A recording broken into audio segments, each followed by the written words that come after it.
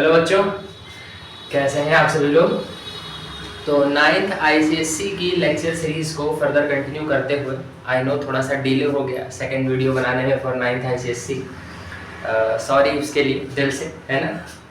तो ninth ICSC की lecture series को फर्दर कंटिन्यू करते हुए अब हम लोग जानेंगे कि यूनिट्स ऑफ लेंथ क्या है, यूनिट्स ऑफ मास क्या है और यूनिट्स ऑफ टाइम क्या है।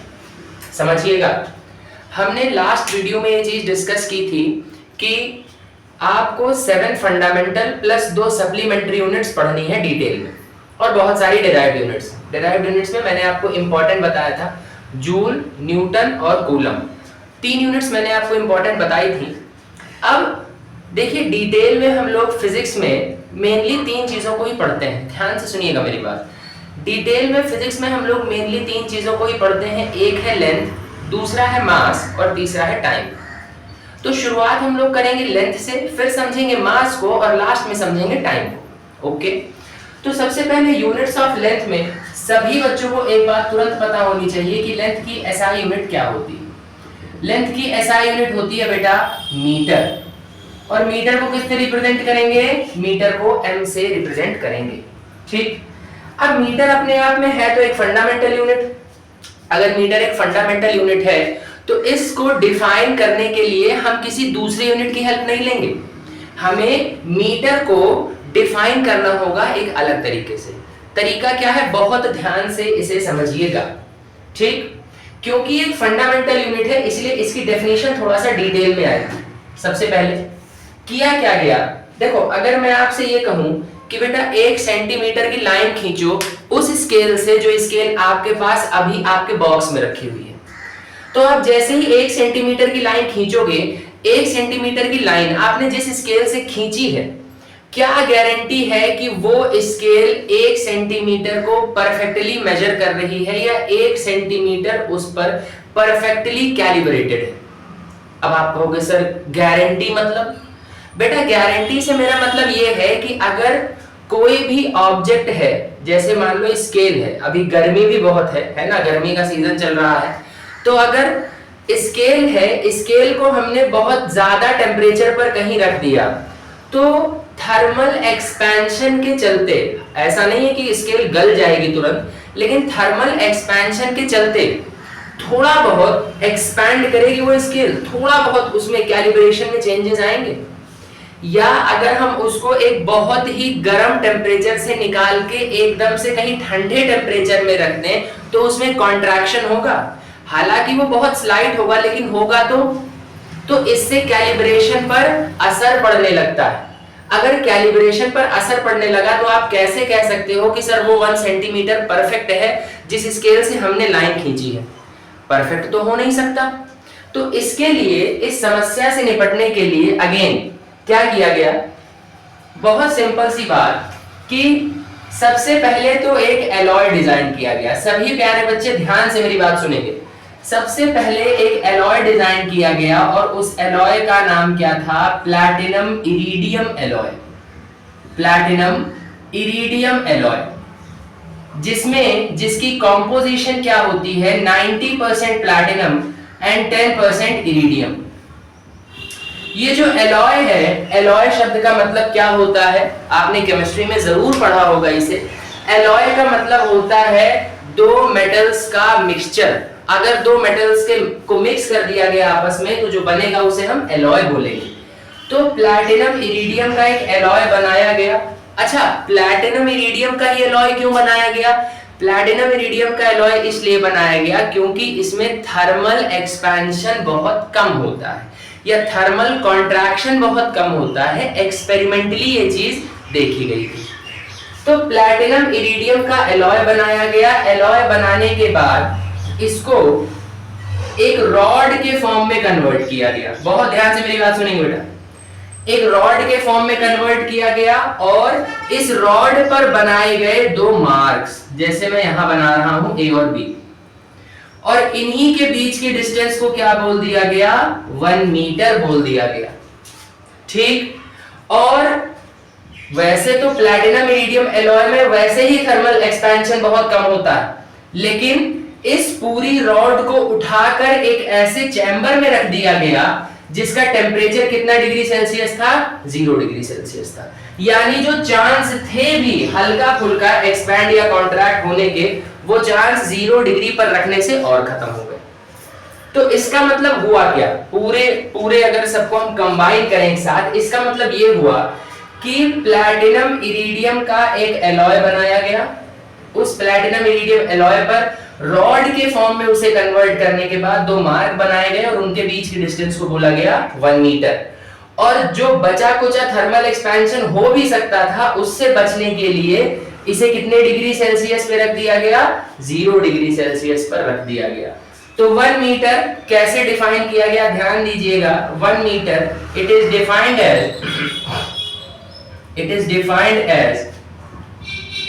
the distance between two marks that are made on a rod made up of platinum iridium alloy। और ये एलॉय रखी कहां हुई थी, placed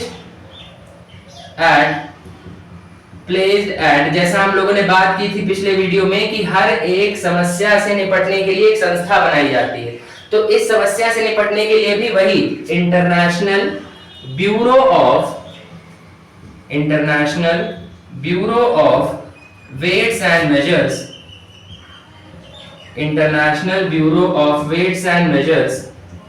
at Sevres near Paris. ठीक, तो हमने ए और बी 2 मार्क बनाए, किस पर बनाए, प्लैटिनम इरिडियम की रॉड पर बनाए, और इसके बीच की डिस्टेंस को क्या बोल दिया, 1 मीटर बोल दिया। कहां रखा हुआ है ये, international bureau of weights and measures में। कहां पर, सर्व्स में, पेरिस में। ठीक, ये डेफिनेशन आई होप आपको बहुत अच्छे से क्लियर हो गई होगी। जनरली टीचर्स अवॉइड करते हैं इस डेफिनेशन को, लेकिन हम नहीं करेंगे, है ना। तो जल्दी से कॉपी कर लीजिए।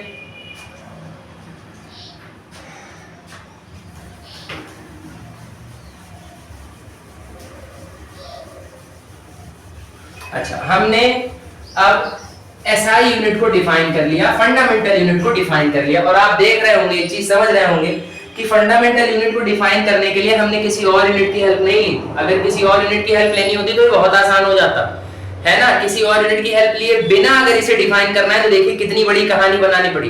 पहले एलॉय बनाना पड़ा, उसमें 90-10 का कंपोजिशन बनाना पड़ा, उसके बाद हम उसे 0 डिग्री पर ले गए, 2 मार्क बनाने पड़े, बहुत लंबी कहानी बनानी पड़ी, है ना।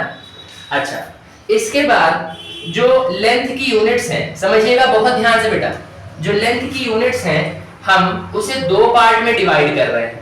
सबसे पहला पार्ट है सब यूनिट्स या फिर स्मॉलर यूनिट्स, सब यूनिट्स या फिर स्मॉलर यूनिट्स। फिर है मल्टीपल यूनिट्स या फिर बिगर यूनिट्स। ठीक, अच्छा, सब यूनिट्स या स्मॉलर यूनिट्स क्या है, देखिए सब यूनिट्स या स्मॉलर यूनिट्स में हम ऐसी यूनिट्स के साथ डील करेंगे जिनका मैग्नीट्यूड मीटर से छोटा है। ठीक, तो मीटर से छोटा कौन, सेंटीमीटर। 1 सेंटीमीटर में कितने मीटर, 10 की पावर -2। इसके बाद आता है मिलीमीटर, मिलीमीटर में 10 की पावर -3। फिर आता है माइक्रोमीटर, माइक्रोमीटर में 10 की पावर -6।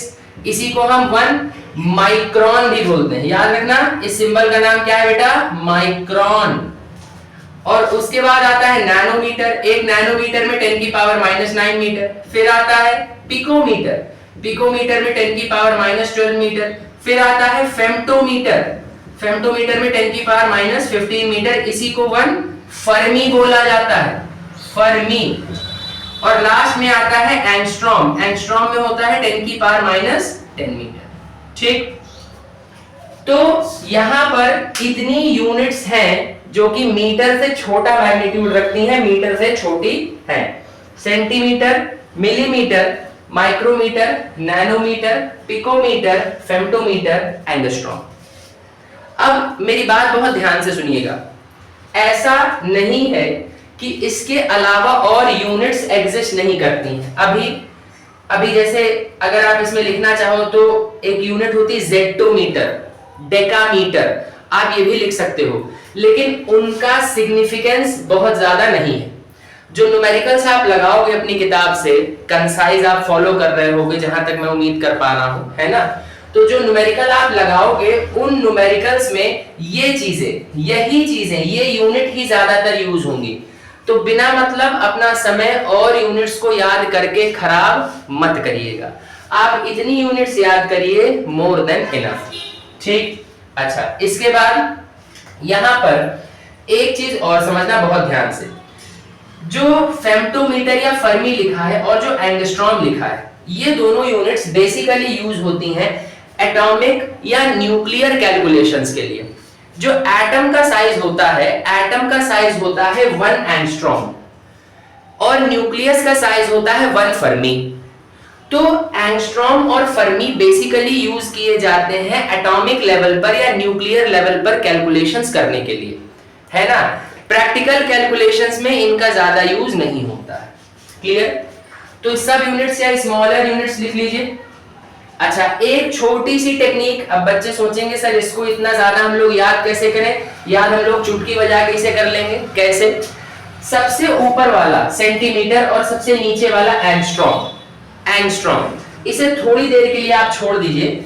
बाकी अगर आप ऑर्डर थोड़ा देखने की कोशिश करो तो ये मिलीमीटर है, ये माइक्रोमीटर है, ये नैनोमीटर है, ये पिकोमीटर है और ये फेम्टोमीटर है। मैं लिख रहा हूं, ध्यान से सुनिएगा। जो m से मैंने लिखा है दैट इज मिली, जो म्यू से मैंने लिखा है दैट इज माइक्रो, जो n से मैंने लिखा है वो है नैनो, जो p से मैंने लिखा है वो है पिको, मीटर मीटर आगे जोड़ते चले जाना, और जो f से मैंने लिखा है वो है फर्मी या फेम्टोमीटर, फर्मी या फिर फेम्टोमीटर, है ना। अब मुझे एक बात बताना जरा, अगर मैं सिर्फ इनके सिंबल्स को लिखूं m mu n p f, तो जितनी भी इनकी पावर्स हैं सब देखो 3 का मल्टीपल है कि नहीं बेटा, 3, 6, 9, 12 और 15, है ना। तो 10 की पावर -3, म्यू हो गया बेटा 10 की पावर -6, n हो गया 10 की पावर -9, p हो गया 10 की पावर -12, f हो गया 10 की पावर -15। तो सारे के सारे MUNPF, दिमाग में MUNPF, MUNPF, इसी ऑर्डर में चलते जाओ और 3, 6, 9, 12, 15 पावर में लगाते जाओ, खत्म। याद हो गया चुटकी बजा के, MUNPF, MUNPF, 3, 6, 9, 12, 15, 3, 6, 9, 12, 15, तुरंत। और बाकी सेंटीमीटर आप फ्रीक्वेंटली यूज करते हो, आई होप आपको याद होगा, centimetre 10 to the power -2 metre, और एंगस्ट्रॉम ये अलग से रट्टा मार लेना, एंगस्ट्रॉम होता है 10 टू द पावर -10 मीटर, ठीक। इतनी बातें क्लियर होंगी, नोट कर लीजिए फटाक से।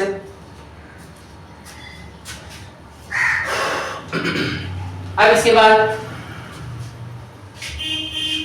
इसके बाद आती हैं मल्टीपल यूनिट्स या फिर बिगर यूनिट्स। मल्टीपल यूनिट्स या फिर बिगर यूनिट्स क्या होंगी, देखिए ध्यान से। मल्टीपल यूनिट्स या फिर बिगर यूनिट्स में सबसे पहले मीटर से बड़ा कौन भाई, किलोमीटर, बहुत ज्यादा हम लोग यूज करते हैं। किलोमीटर में कितने मीटर होते हैं, 1000 मीटर होते हैं। इसके बाद कुछ स्पेशल यूनिट्स आएंगी यहां पर। सबसे पहले आता है लाइट ईयर, सबसे पहले आएगा लाइट ईयर। क्या है लाइट ईयर, देखिए लाइट ईयर डिस्टेंस की यूनिट है, नाम से ही आपको समझ में आ रहा होगा, लाइट ईयर है ना। लाइट ईयर यानी कि distance travelled bye a ray of light, distance travelled bye a ray of light in 1 year in vacuum. Vacuum में एक रे ऑफ लाइट कितनी डिस्टेंस ट्रैवल करती है 1 साल के अंदर, इसे हम लोग क्या कहेंगे, इसे हम लोग कहेंगे लाइट ईयर। क्लियर है बेटा। एक लाइट ईयर को LY से रिप्रेजेंट करते हैं, और यहां पर है तो ये डिस्टेंस ही, तो डिस्टेंस इज इक्वल्स टू क्या बनेगा, डिस्टेंस इज इक्वल्स टू बनेगा स्पीड इनटू टाइम। तो स्पीड को टाइम से इनटू किया, स्पीड कितनी 3 into 10 to the power 8, time है 1 साल, 1 साल में होते हैं 365 डेज, हर दिन में होते हैं 24 घंटे, हर घंटे में 60 मिनट, हर मिनट में 60 सेकंड। ठीक, जब इतनी बड़ी कैलकुलेशन आ जाए आप इसे कैलकुलेट करोगे, आंसर आएगा 9.46 into 10 to the power 15 metres, यानी 1 लाइट ईयर की वैल्यू हो गई 9.46 into 10 raise to the power 15 metres. Clear है बात? लाइट ईयर इंपॉर्टेंट है, अच्छे से आपको समझ में आना चाहिए। लाइट ईयर के बाद आएगा एस्ट्रोनॉमिकल यूनिट। एस्ट्रोनॉमिकल यूनिट क्या है? एस्ट्रोनॉमिकल यूनिट ध्यान दीजिएगा, it is defined as the mean distance between earth and sun. Earth और सन के बीच की मीन डिस्टेंस को हम लोग कहते हैं एस्ट्रोनॉमिकल यूनिट। अगर थोड़ा सा इसकी डिटेल में चले, बहुत जल्दी से आपको समझना है, जो अर्थ है वो सन के चारों तरफ रिवॉल्व करती है, तो रिवॉल्व करने की जो ट्रैजेक्टरी है, ट्रैजेक्टरी इन द सेंस जो पाथ है, वो परफेक्ट सर्कल नहीं है बेटा। केपलर ने इसे बहुत अच्छे से प्रूफ किया था कि जो सन, आप समझते हो कि सन सेंटर में है और अर्थ उसके चारों तरफ एक सर्कुलर पाथ पर गोल गोल चक्कर काट रही है। जी नहीं, ऐसा नहीं है। एक्चुअली में सन किसी एक फोकस पे प्रेजेंट होता है, या तो इस तरफ या तो इस तरफ, और अर्थ उसके चारों तरफ चक्कर काटती है एक इलिप्टिकल ट्रैजेक्टरी पे, इलिप्स बनाती है, सर्कल नहीं बनाती। केपलर्स लॉ में आप पढ़ोगे। तो मान लो अर्थ यहां पर है, बहुत ध्यान से मेरी बात सुनना, मान लो अर्थ यहां पर है और सन यहां पर है, तो इनके बीच की जो डिस्टेंस है मान लेते हैं वो कुछ r है। अब जैसे अर्थ आगे की तरफ आएगी ऐसे घूमने, तो ये जो डिस्टेंस है ये वेरी करेगी, ये r डैश हो जाएगी। अगर सर्कल होता तो कोई बात ही नहीं थी, तो वो रेडियस फिक्स रहती है ना। लेकिन क्या ये डिस्टेंस बार बार वेरी कर रही है? हाँ जी, बिल्कुल वेरी कर रही है। और अगर वेरी कर रही है तो हमें ये सभी डिस्टेंसेस कैलकुलेट जब हम करेंगे, इनकी अलग अलग वैल्यूज मिलेंगी, और उन सभी अलग वैल्यूज का हम क्या निकाल लेंगे? मीन निकाल लेंगे या एवरेज निकाल लेंगे।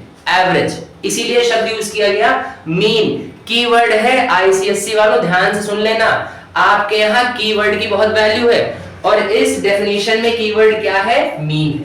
तो it is defined as the mean distance between earth and sun. ठीक, अब इसकी वैल्यू कितनी होती है? 1 एस्ट्रोनॉमिकल यूनिट होता है 1.496 into 10 raise to the power 11 metres. Right, copy कर लीजिए इसे जल्दी से। अच्छा, इतनी कहानी के बाद अब आगे समझो। नेक्स्ट आता है पारसेक। ठीक, नेक्स्ट आता है पारसेक। पारसेक क्या है? बहुत ज्यादा डिटेल में ना जाते हुए सिर्फ इतना समझिए कि पारसेक का मतलब होता है 3.26 times of a light year. Light year का 3.26 टाइम्स पारसेक होता है, और एक पारसेक की वैल्यू क्या है? एक पारसेक की वैल्यू होती है 3.08 into 10 raised to the power 15 meters. Right, note कर लीजिए इसे जल्दी से, फिर हम लोग आगे बढ़ते हैं। I hope units of length आपको बहुत अच्छे से क्लियर होगा। एक छोटी सी बात और समझ लीजिए, उसके बाद इस वीडियो को एंड करते हैं हम लोग। देखिए,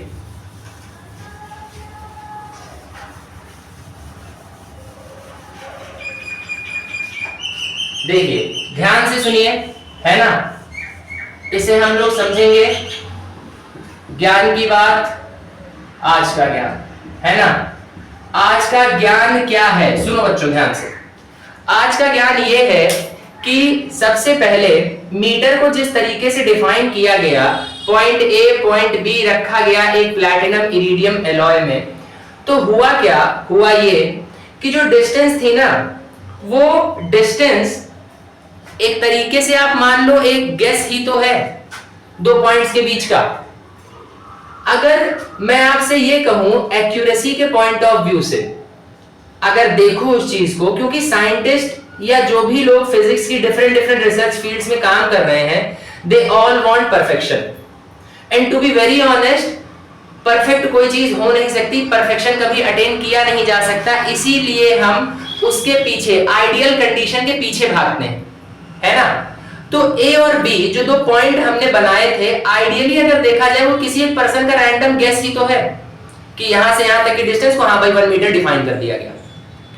इस चीज को दोबारा से कुछ सर्टेन टाइम के बाद रिव्यू किया गया और 1 मीटर को दोबारा से डिफाइन किया गया एक दूसरे तरीके से।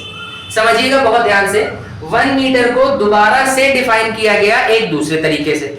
अब वो दूसरा तरीका क्या है समझो। दूसरा तरीका यहां पर यह होगा कि अगर लाइट की एक्चुअल स्पीड देखी जाए, बेटा लाइट की अगर एक्चुअल स्पीड देखी जाए तो वो एक्चुअल स्पीड कितनी होती है, सभी प्यारे बच्चों को पता होना चाहिए, 299,792,458 मीटर पर सेकेंड, है ना। आई नो कुछ लोग चौंक गए होंगे इस वैल्यू को देख करके, है ना, याद नहीं करना है आपको इसे। 299,792,458 मीटर पर सेकेंड ये लाइट की एक्चुअल स्पीड है। इसे हम लोग अप्रोक्सीमेटली 3 × 10⁸ मीटर पर सेकेंड लिखते हैं, है ना, अप्रोक्सीमेटली। तो इसका मतलब ये निकल के आता है कि जो लाइट है वो इतना मीटर कवर करती है कितनी देर में बेटा, 1 सेकेंड में। तो अगर मैं आपसे यहां पर ये कहूं कि क्या 1 मीटर इस लाइट के पर्सपेक्टिव से 1 मीटर वो डिस्टेंस होगी जो लाइट कवर करेगी 1 / 299,792,458 सेकेंड में, बिल्कुल।